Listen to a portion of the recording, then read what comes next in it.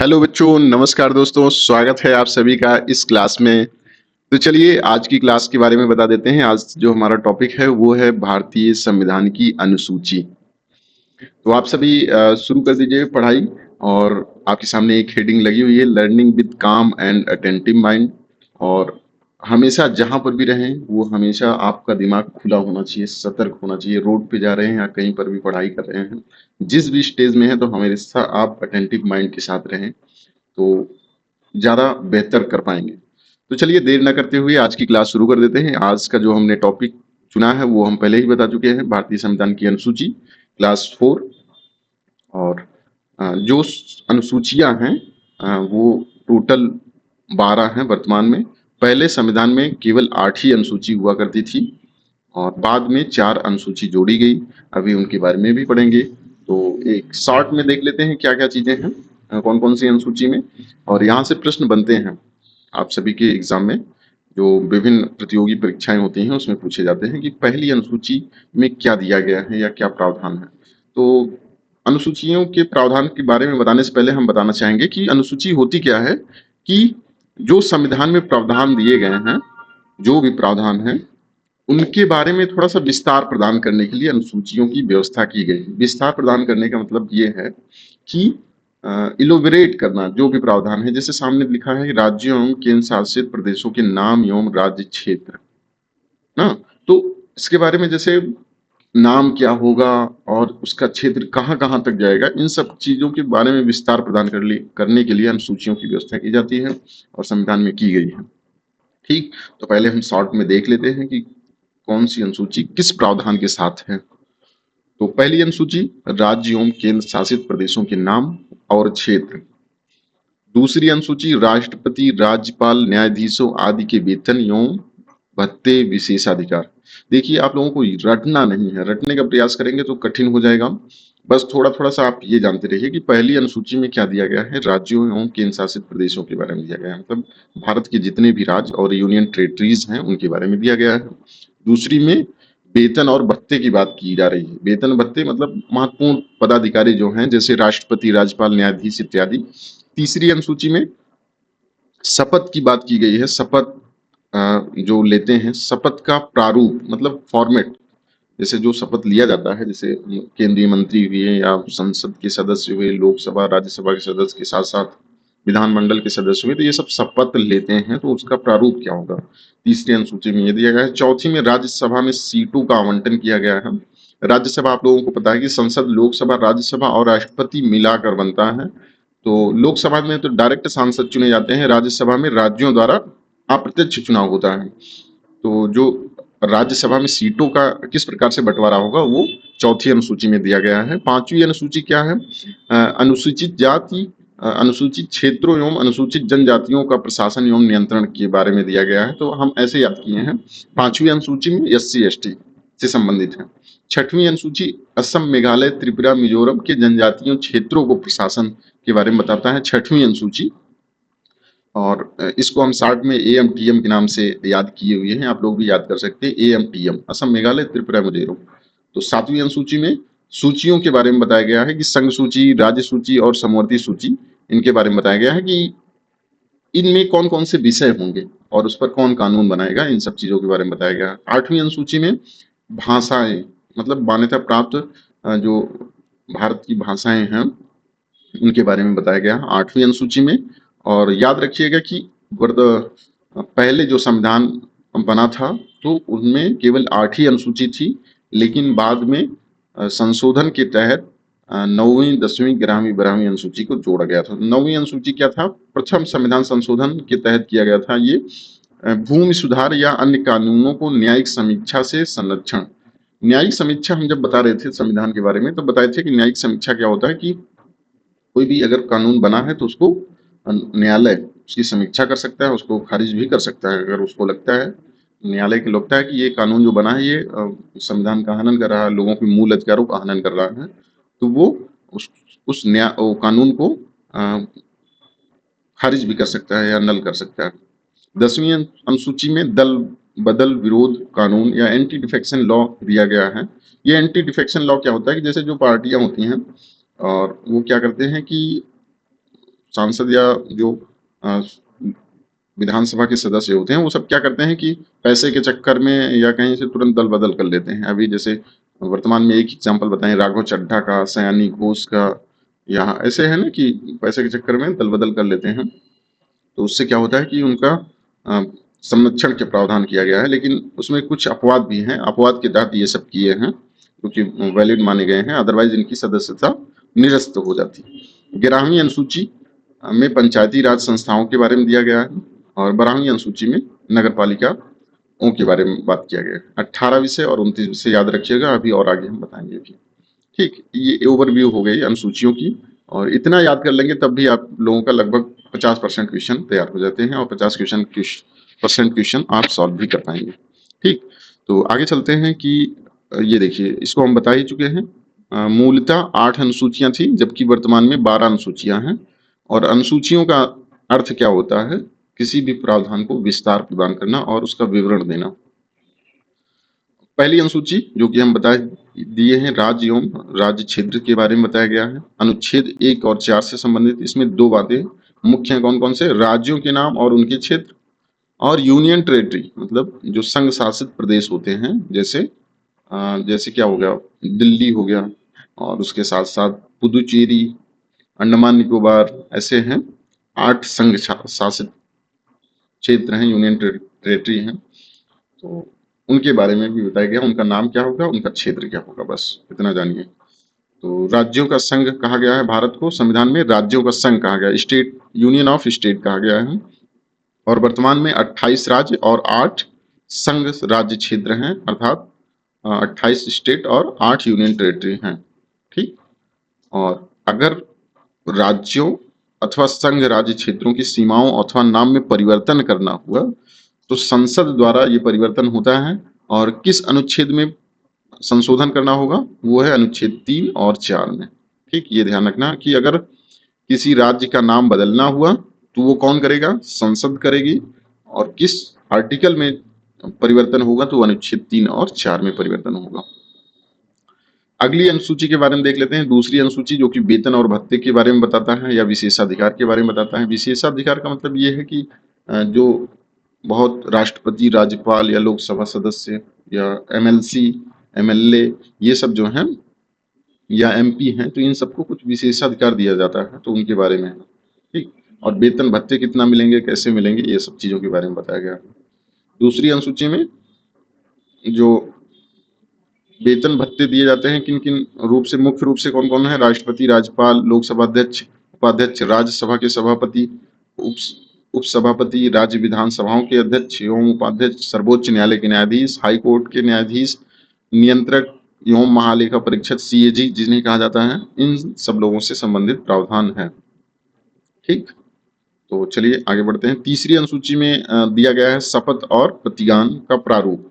प्रारूप कौन कौन, जैसे कौन कौन केंद्रीय मंत्री जो भी हैं वो जो शपथ लेंगे उनका प्रारूप, संसद के सदस्य जो होंगे, चाहे लोकसभा सदस्य हों या राज्यसभा के सदस्य हों, उनका जो शपथ का प्रारूप होगा वो भी इसी अनुसूची में दिया गया है। सीएजी, राज्य मंत्री, राज्य के विधानमंडल सदस्य, उच्च न्यायालय के न्यायाधीश और सर्वोच्च न्यायालय के न्यायाधीश, मतलब हाई कोर्ट, सुप्रीम कोर्ट के जो न्यायाधीश होंगे उनके भी शपथ का जो प्रारूप होगा इसी अनुसूची में दिया गया है।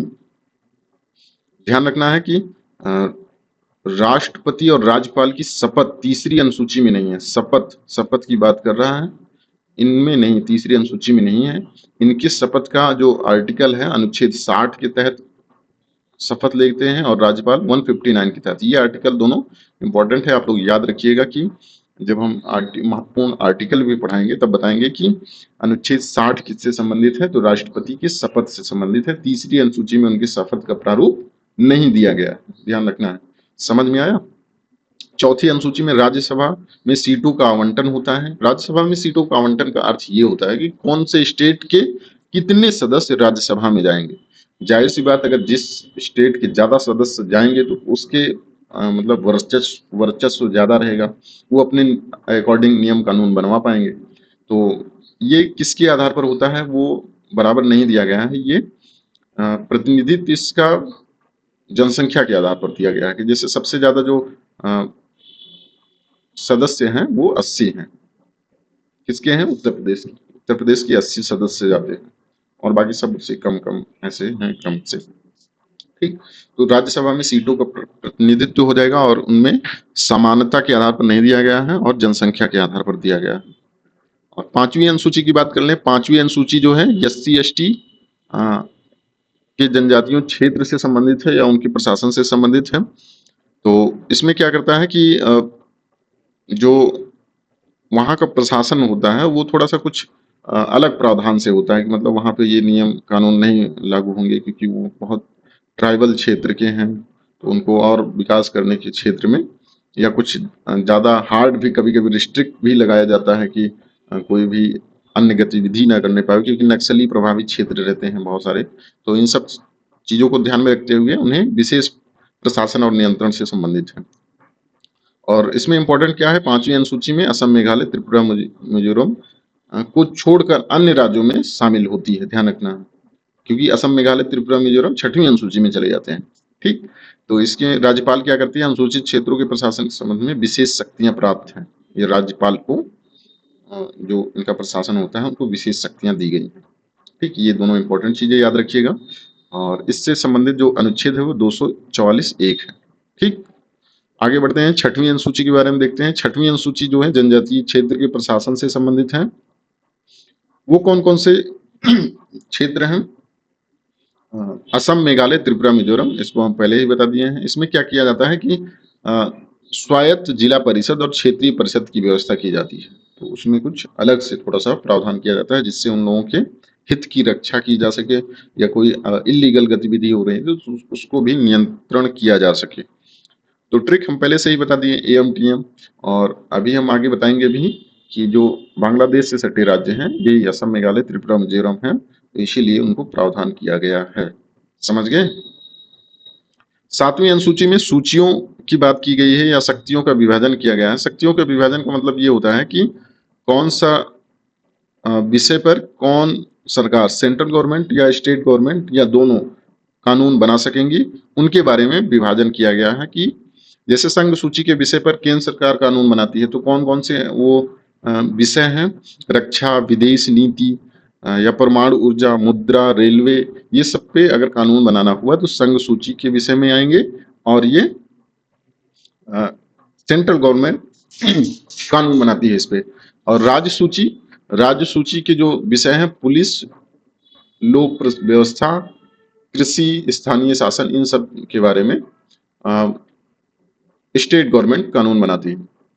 और स्टेट गवर्नमेंट कानून बनाती है, लेकिन एक चीज और बताना चाहेंगे कि सामान्य परिस्थिति में अगर जैसे कहीं इमरजेंसी लगी हुई तो सेंट्रल गवर्नमेंट के पास वो शक्ति चली जाती है, तो सेंट्रल गवर्नमेंट कानून बनाती है। अभी जैसे उत्तर प्रदेश में कोई आंतरिक अशांति हो जाए, विद्रोह बहुत तगड़ा हो जाए, तो सेंट्रल गवर्नमेंट क्या करेगी कि यहाँ पे आपातकाल लगा देगी। आपातकाल लगा देगी तो जितने भी चीजें हैं वो सारी शक्तियां केंद्र सरकार के पास चली जाएंगी, तो केंद्र सरकार यहाँ पे कानून बनाएगी, जो भी शिक्षा से संबंधित, पुलिस से या कृषि से, तो ये सब उसके पास चली जाती हैं। और एक कंडीशन और होता है कि जैसे कि अगर कोई राज्य सरकार कहे, दो या दो राज्यों से अधिक राज्य मिलकर ये सेंट्रल गवर्नमेंट को प्रस्ताव करें कि इस विषय पर कानून बना दीजिए। जैसे कि नदी जा रही है, वो उत्तर प्रदेश और मध्य प्रदेश से दोनों से बह रही है, वहां पे कुछ ऐसे कानून बनाने की आवश्यकता पड़ गई है जिससे दोनों स्टेट कॉन्फ्लिक्ट कर रहे हैं या बनाने में समझौता नहीं कर पा रहे हैं, तो ऐसा राज्यपाल जो होगा वो प्रस्ताव देगा सेंट्रल गवर्नमेंट को कि इस पर कानून सेंट्रल गवर्नमेंट बना दे।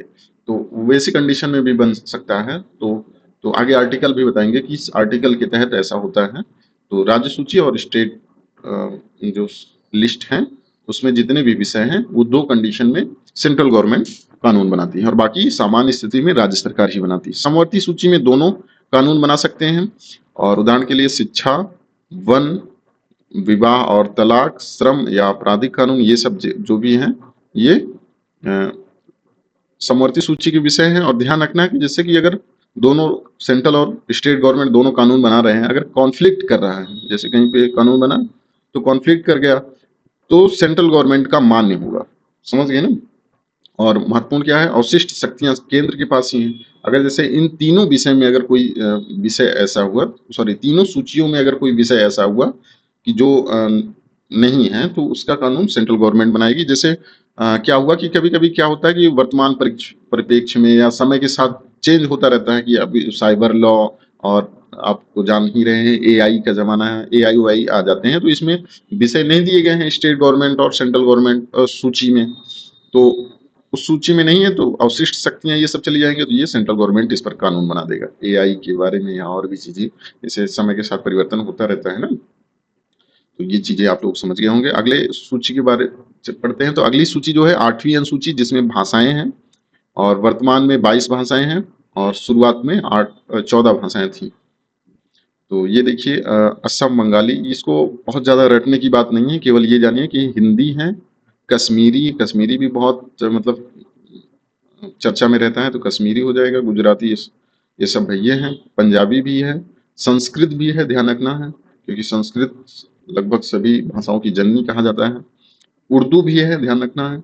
और यही उर्दू तक ये 14 भाषाएं थीं, उसके बाद सिंधी, नेपाली, कोंकणी, मणिपुरी ये सब बाद में जोड़ी गई थी।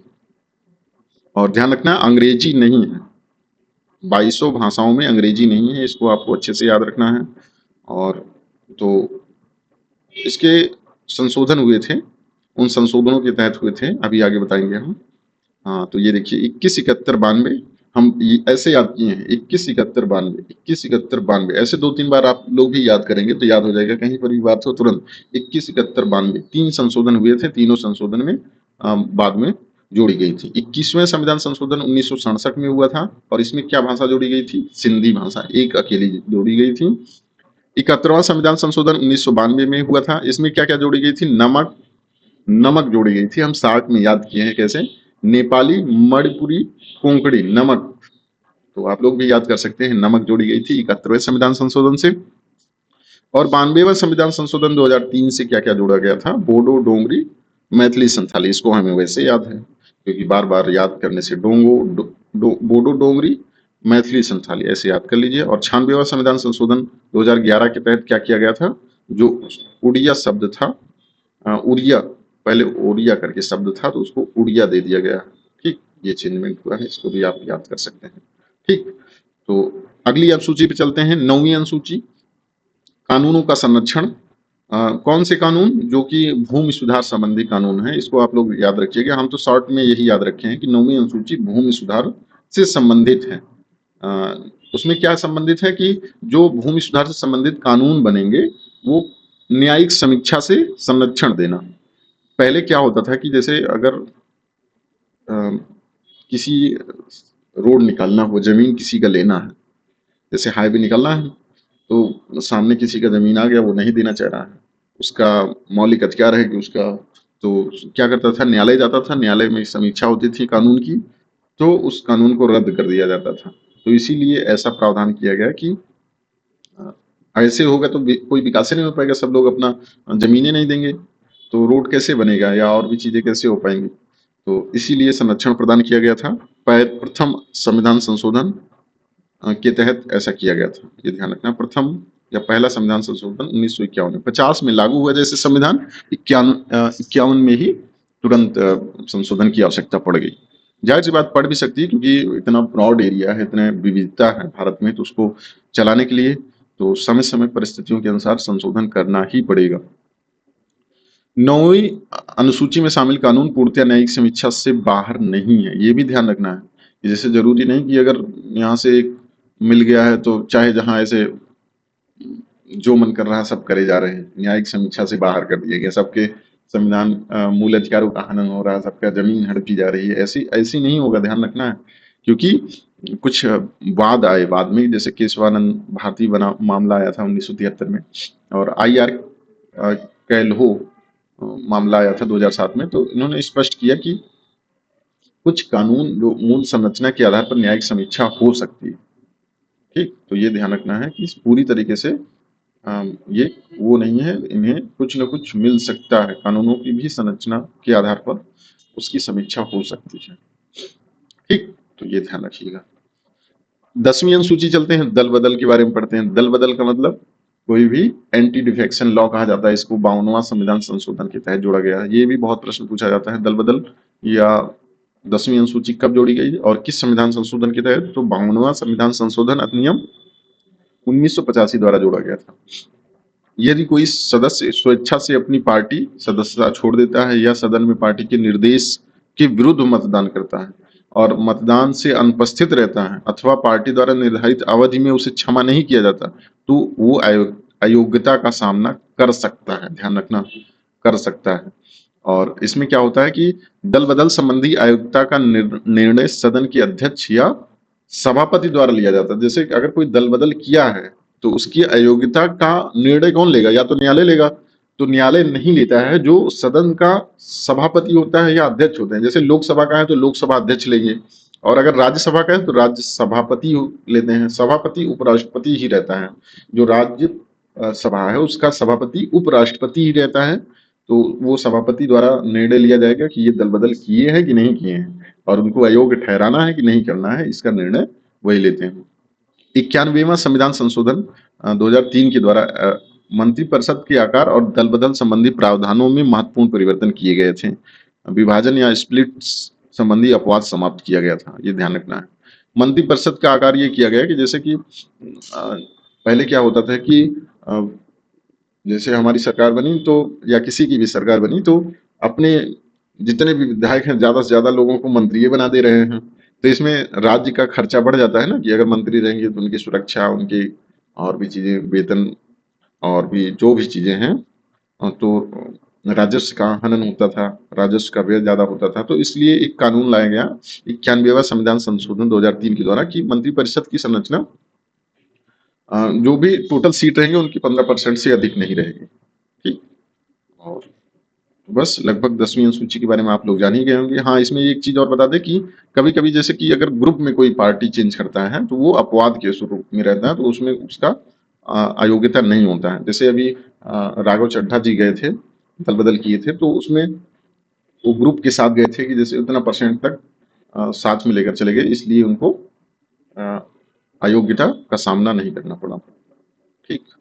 और 11वीं संविधान में अनुसूची जो है वो पंचायतों से संबंधित है, ग्राम पंचायत। और ग्राम पंचायत में 73वां संविधान संशोधन अधिनियम 1992 द्वारा जोड़ा गया था। इसको आप लोग याद रखिएगा। ये प्रभावी हुआ था 24 अप्रैल 1993 को, और 24 अप्रैल को ही पंचायती राज दिवस मनाया जाता है। आप लोग याद रखिएगा, जब दिवस पढ़ाएंगे तो बताएंगे कि 24 अप्रैल को पंचायती राज दिवस मनाया जाता है। इसमें 29 विषय हैं। 29 विषय में क्या क्या है? कृषि, भूमि सुधार, लघु सिंचाई, पशुपालन, ग्रामीण आवास, पेयजल, सड़कें, ये जो खड़ंजा वड़ंजा बनता है आप लोग जानते होंगे, चक्रोड बनता है, ये स्वास्थ्य, स्वच्छता या स्कूल की साफ सफाई, ये सब जिम्मेदारी पंचायती राज अधिनियम के तहत है। इसमें 29 विषय हैं, तो ये सब काम होते हैं। रोड भी बनते हैं, ग्रामीण सड़कें, ग्रामीण विद्युतीकरण। तो इसमें 3 स्तर होते हैं ना, आप लोगों को पता है कि जैसे ग्राम पंचायत और क्षेत्र पंचायत और जिला पंचायत, ऐसी चीजें हैं। 12वीं अनुसूची में नगर पालिकाओं से संबंधित है, और नगर पालिकाओं के लिए व्यवस्था जो किया गया था वो 74वां संविधान संशोधन 1992 के तहत किया गया था, ये ध्यान रखना। और ये लागू हुआ था 1 जून 1993 को। और इसमें 18 विषय हैं। कौन कौन से? नगर नियोजन, सड़कें, जल आपूर्ति, स्वच्छता, अग्निशमन सेवाएं, नगरीय वानिकी, ये सब, झुग्गी सुधार, ये सब जितनी भी स्ट्रीट लाइटिंग, ये सब जो है ये इन्हीं के तहत आता है। नगर निगम में जो भी काम होते हैं नगर निकाय द्वारा, तो ये सब नगर पालिकाएं या 12वीं अनुसूची के द्वारा किया जाता है। ठीक। तो हमें लगता है कि आप लोग 12वीं अनुसूची के बारे में पूरा जान गए होंगे। आप इसको अपने स्तर से वीडियो पॉज करके देख लीजिएगा। सारी चीजें हम बता दी हैं, बार बार बताने की आवश्यकता नहीं है, और एक स्लाइड में ही दे दी है। आप लोग अगर लिखना चाहेंगे तो एक ऐसे नोट्स में बना के लिख लेंगे, तो इसने से ही काम लगभग हो जाएगा आप लोग।